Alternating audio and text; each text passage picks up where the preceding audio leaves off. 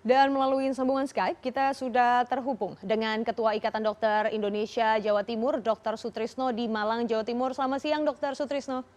Selamat siang. Assalamualaikum warahmatullahi wabarakatuh. Waalaikumsalam warahmatullahi wabarakatuh. Dokter, terkait Yes. dengan banyaknya tenaga kesehatan, termasuk juga para dokter di Jatim khususnya yang tertular COVID-19 dan tidak sedikit yang meninggal dunia, Dok. Apa Ya. sebetulnya faktor utama kalau dari pantauan penelitian ID juga sehingga mereka ini bisa dengan mudahnya terpapar padahal sudah dilengkapi dengan APD lengkap begitu, Dok? Ya. Saya melihat bahwa peningkatan jumlah kasus di Jawa Timur ini terus stabil tinggi. Jadi kasus-kasus positif ditemukan dalam jumlah yang banyak dan diimbangi dengan jumlah orang yang sakit. Jadi masyarakat yang sakit yang terkait dengan COVID-19 atau kecurigaan COVID-19 atau bermanifestasikan klinis COVID-19 ini terus banyak mengalir ke pusat-pusat pelayanan kesehatan, terutama pusat rujukan utama. Dan pusat rujukan utama ini tentu akan menjadi jenuh pasien, jenuh virus, dan ini akan sangat berat buat beban para petugas kesehatan, dokter, perawat, dan lain-lainnya. Dan inilah yang faktor yang membuat hulu inilah yang membuat lebih berat. Sementara pada sisi lain, rumah sakit tentu punya sumber daya, punya fasilitas yang bukan tanpa batas. Terutama sumber daya manusia ini tentu ada jam kerja yang panjang, ada kelelahan fisik, menggunakan APD yang luar biasa bebannya, membuat hipoksia, dan ini semuanya terakumulasi menjadi satu kenapa petugas kesehatan, terutama dokter dan perawat itu rentan untuk tertular virus COVID-19, terutama di fasilitas kesehatan rujukan utama. Oke, Dokter Sutrisno, ini kalau dikatakan bahwa APD sudah tersedia dengan baik, bagaimana dengan keluhan para nakes ini soal APD yang kabarnya ini masih minim, lalu juga kualitas UKM yang tidak sesuai dengan standar, karena mereka ingin mengeluh, tapi mereka tetap harus menjalankan tugas, namun lagi-lagi nyawa jadi taruhan begitu. Bagaimana pihak ID Jatim menyikapi keluhan ini? Saya dari ID selalu mengatakan bahwa APD itu tidak pernah akan cukup. Jadi kalau saya ditanya, dokter apa APD cukup? Saya katakan tidak. Kenapa? Selama masih ada pasien yang datang, maka APD dibutuhkan. Semakin banyak pasien yang datang, berlipat-lipat jumlah APD yang dibutuhkan. Oleh karena itu APD itu mengikuti pasien. Semakin membanjir pasien, semakin menggunung APD yang dibutuhkan. Oleh karena itu, bahwa APD terus akan dibutuhkan. Kami meminta pemerintah, fasilitas kesehatan, dan masyarakat yang concern pada perjuangan di rumah sakit ini untuk berkenan membantu tentang APD ini. Jadi APD akan terus dibutuhkan karena inilah senjata kita, senjata tenaga kesehatan, dokter, perawat, dan semua yang ada di rumah sakit untuk menghadapi virus COVID-19 yang berbahaya ini, Mbak. Oke, dokter, ini berarti bisa disimpulkan salah satu masalah besar terkait dengan meningkatnya para tenaga medis ataupun dokter yang meninggal dunia di wilayah Jatim ini karena faktor APD yang tidak memadai begitu ya, Dok? Faktor ini tentu bukan tunggal, jadi Salah faktornya satunya. banyak. Ya, satu, jumlah pasien yang banyak, APD yang memang tidak semuanya ada setiap saat di semua fasilitas, dan yang ketiga tentu bahwa ilmu pengetahuan, keterampilan para dokter terus harus di-upgrade, dan ingat ada faktor kejenuhan kerja yang luar biasa. Jadi orang menggunakan APD itu berat, Mbak. Jadi sangat-sangat berat. Jadi kepala ini hipoksia dan bosan, jenuh, dan jujur saja juga banyak yang frustasi. Jadi dan yang aspek lain adalah tentang tes screening. Jadi saya minta menghimbau kepada para manajer fasilitas kesehatan rumah sakit dan juga pemerintah untuk membantu supaya tenaga kesehatan itu screening dan tes rutin dan free yang secara periodik bisa memantau kesehatan para petugas kesehatan, ya.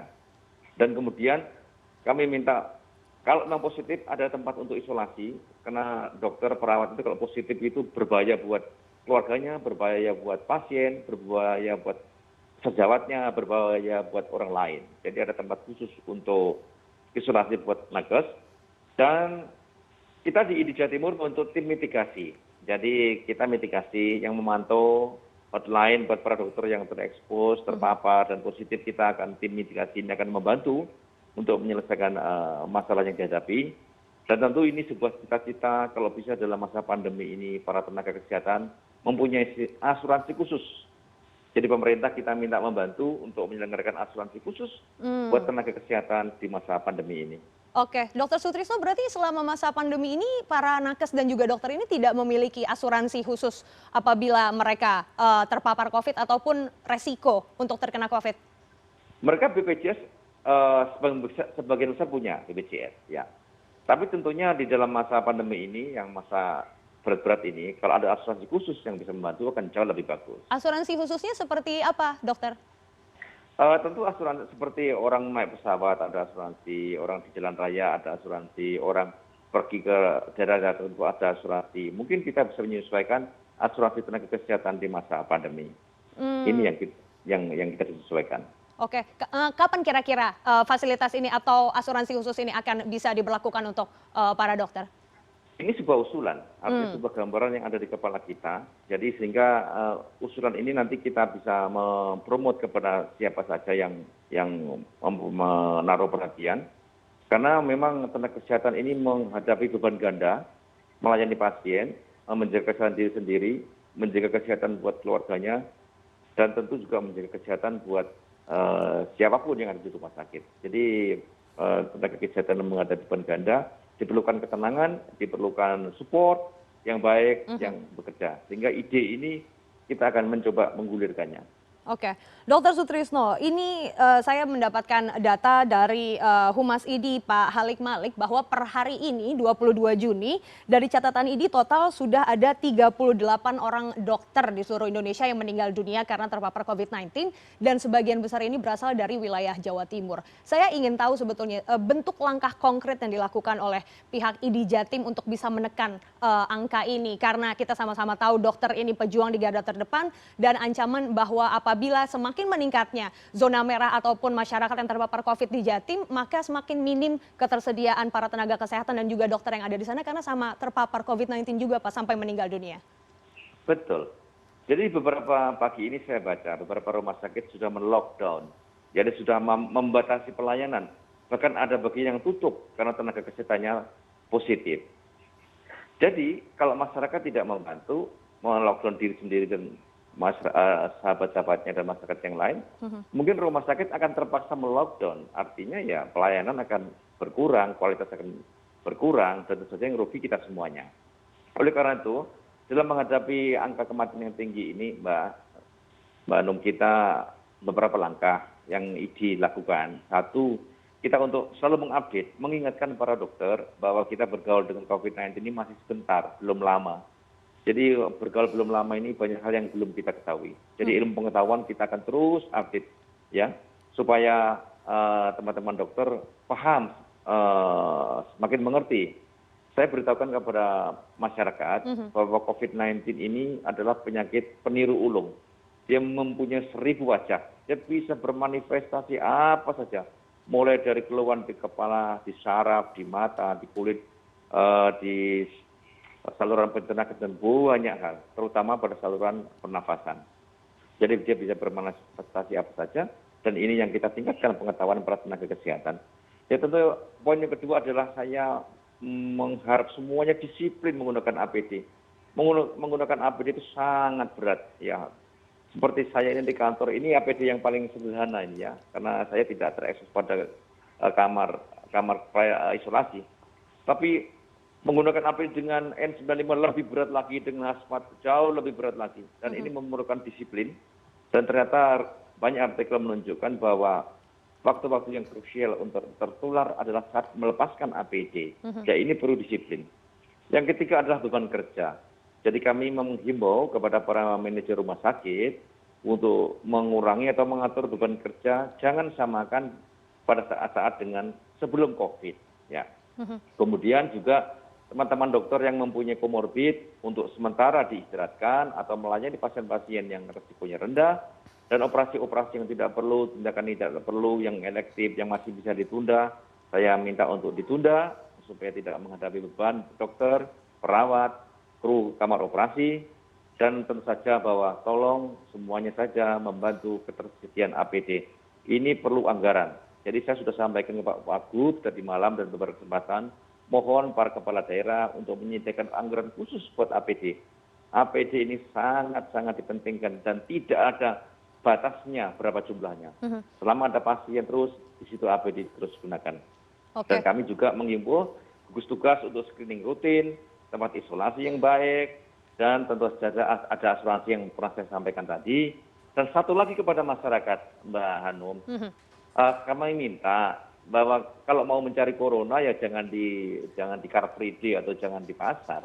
Mencari corona itu kalau menghindar langsung ya di IGD, di rumah sakit yang berat, di situ orang mau bernafas saja susah. Mhm. Mhm. Jadi situlah ada manifestasi corona. Jadi kalau pengen lihat, ya lihat ke sana. Jadi kalau orang sudah kena corona itu menghirup oksigen yang gratis saja, itu susahnya Susah minta ampun. sekali. Ya, Baik. susah minta ampun. Baik, Ya. Dokter Sutrisno, saya juga penasaran, kalau tanggapan dari ID Jatim terkait dengan dilonggarkannya PSBB Surabaya Raya ini seperti apa? Apakah ini menjadi salah satu indikator meningkatnya kembali angka COVID-19 di kalangan dokter khususnya dan juga di Surabaya Raya? Kalau dari ID Jatim sendiri seperti apa tanggapannya, Pak? Saya sebagai dokter selalu mengatakan bahwa masyarakat tinggal di rumah, mereka diam di rumah, ya istilahnya PSBB atau lockdown atau apapun itu, ya kan? Itu adalah terbaik. Terbaik. Kenapa? Karena dengan diam di rumah, maka virus itu tidak menular. Yang sakit akan diam 2 minggu saja, virusnya akan lemah atau bahkan mati. Yang tidak sakit akan terlindungi, yang sakit dirawat di rumah sakit tidak ada kasus baru karena semuanya diam. Maka otomatis saya sebagai dokter selalu mengatakan bahwa tinggal di rumah, diam di rumah, apa PSBB atau persyaratan atau protokol khusus istilahnya atau lockdown itu adalah terbaik, ada terbaik gitu.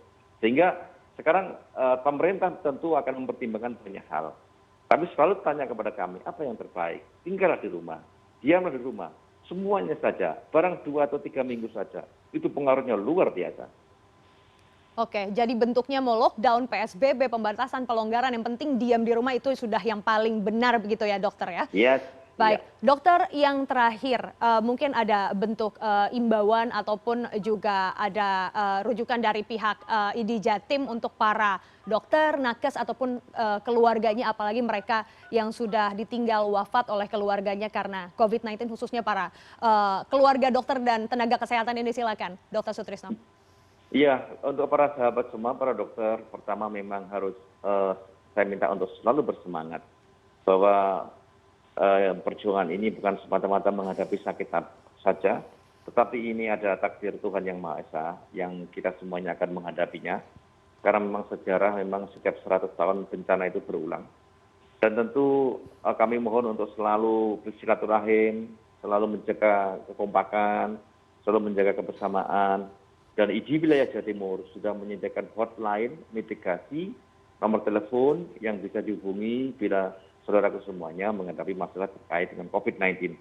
Tim akan membantu, tim akan memberikan solusi dan jalan yang terbaik buat kita semuanya. Dan tentu sebagai dokter kami minta kerjasama yang baik dari semuanya. Dari pemerintah, dari masyarakat, dari tokoh masyarakat, mulai dari RT, RW, kelurahan, kecamatan, dimanapun tempatnya. Ramaian di sekolah, di pusat-pusat keagamaan, di mal, di kafe, dimanapun tempat orang berkumpul, tolong mereka menjadi pionir di tempatnya masing-masing, ya di pabrik-pabrik, yang menjadi pengingat, menjadi mandor di tempatnya masing-masing, untuk orang-orang karyawannya, manusia di sekitar itu disiplin, jaga jarak, disiplin menggunakan masker, disiplin cuci tangan, dan seminimal mungkin bergaul dengan banyak orang just for a moment. Untuk masa-masa yang berat ini, sehingga nanti pasien-pasien baru tidak timbul dan arus ke rumah sakit tidak mengalir terus. Jadi itu yang saya sampaikan. Amin, amin dokter. Semoga semua Ya. yang disampaikan ini bisa benar menjadi kenyataan, tidak bertambah lagi korban dari pihak nakes ataupun dokter ataupun masyarakat di wilayah Jatim dan juga seluruh Indonesia karena COVID-19 ini. Dokter, terima kasih sudah bergabung bersama kami di News Hour.